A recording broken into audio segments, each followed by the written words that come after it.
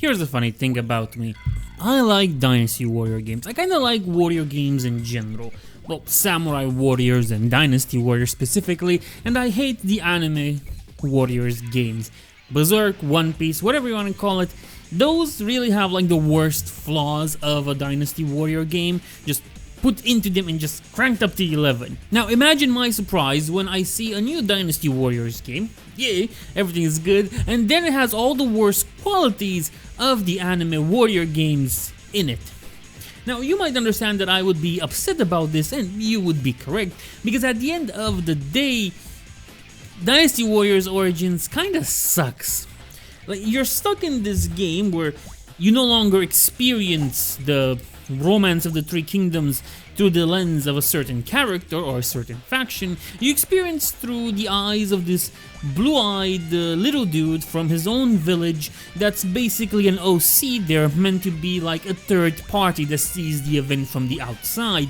The problem is that there's literally no connection to him. And I understand this might be done for marketing reasons, though I don't really get how this Kirito ripoff can be marketable in any way. But you know what, sure, let's pretend that's true. You don't get to play the game with any of the other characters, and that's like the big problem. You're stuck with this Kirito ripoff, and you can't play as Yando, you can't play as Tianwei, you can't play as anybody really.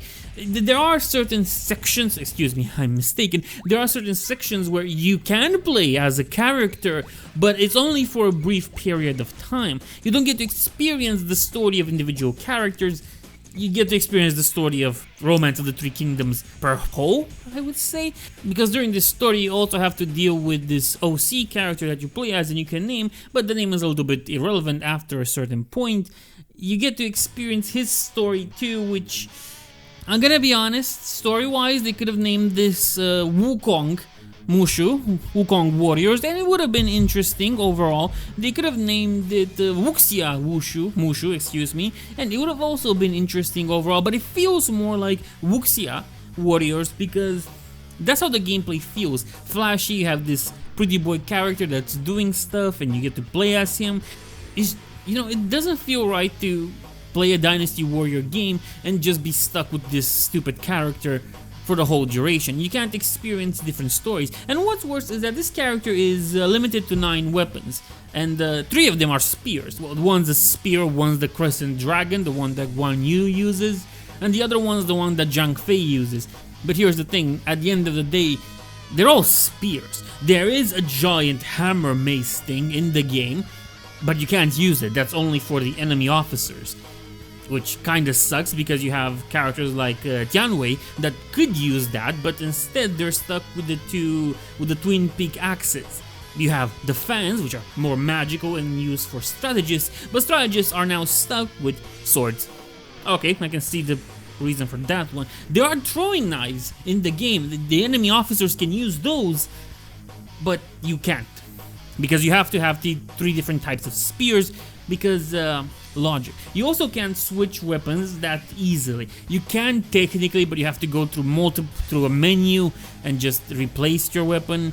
It's no longer just instant like it would have been in Dynasty Warriors 7, and I don't really appreciate that. I find that to be quite horrendous. There's also another thing I hate. I hate open world games. That's why I didn't touch Dynasty Warriors 9.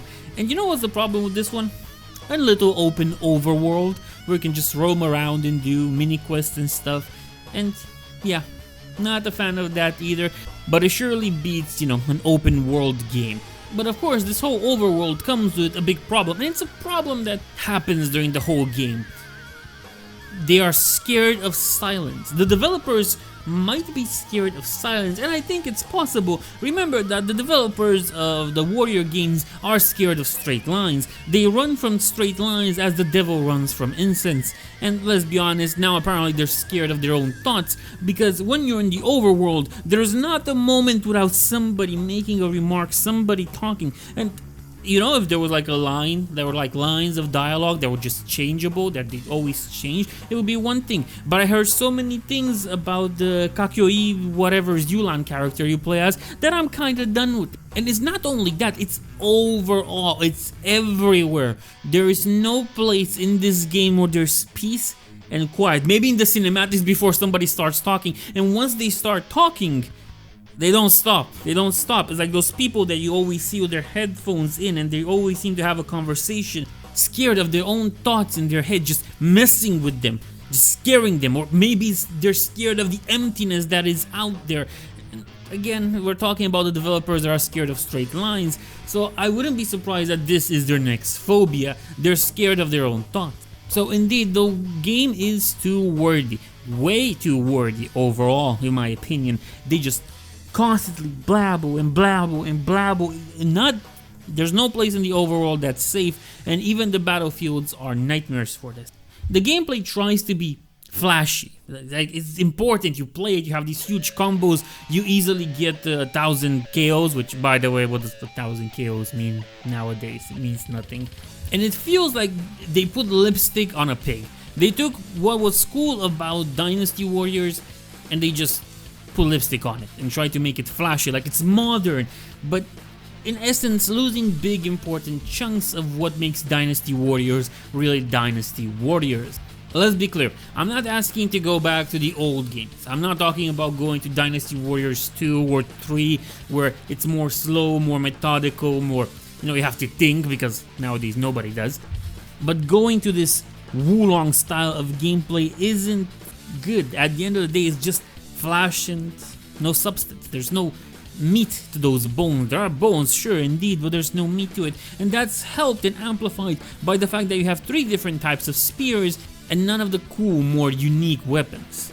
And I must reiterate this, it feels like every bad idea that they had for anime warriors, way too long cutscenes, way too long talking segments, flashy gameplay and so on, they took those and just put it in Dynasty Warriors. Again, this has the skin of a Dynasty Warriors game, but it lacks the characters, the weapons, and well, the style of the old games. And when I'm saying old, I'm not talking about 2, 3, 4, I'm talking about 7 or 8. Because if you want to get into Dynasty Warriors, 7 and 8 are probably your best choices. 7, thanks to its complex story and more focus on it, and Dynasty Warriors 8 because the cast of characters is truly gigantic.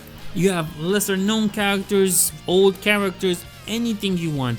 8 wins in the character department and, well, in the variety of maps you have. And talking about maps in Dynasty Warrior Origins all feel recycled, like it's the same place. Yeah, sure, I understand that this was a problem for the old games because how many times can you remake the Battle of Kirby without it just being the same map?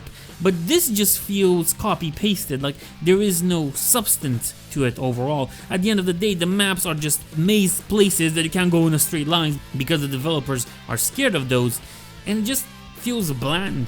They try to splash new colors, new places, but the most interesting place, in my opinion, the most interesting map so far while playing the game is the Battle of Hula Gate or the Battle of Shishui.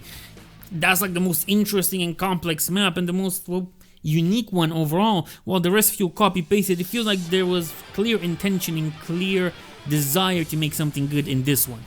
That's really about it. So at the end of the day, if you want to have like a proper Dynasty Warriors experience, go with 7 or 8. Those are way better, and they don't commit the gravest sin that Dynasty Warriors Origins does.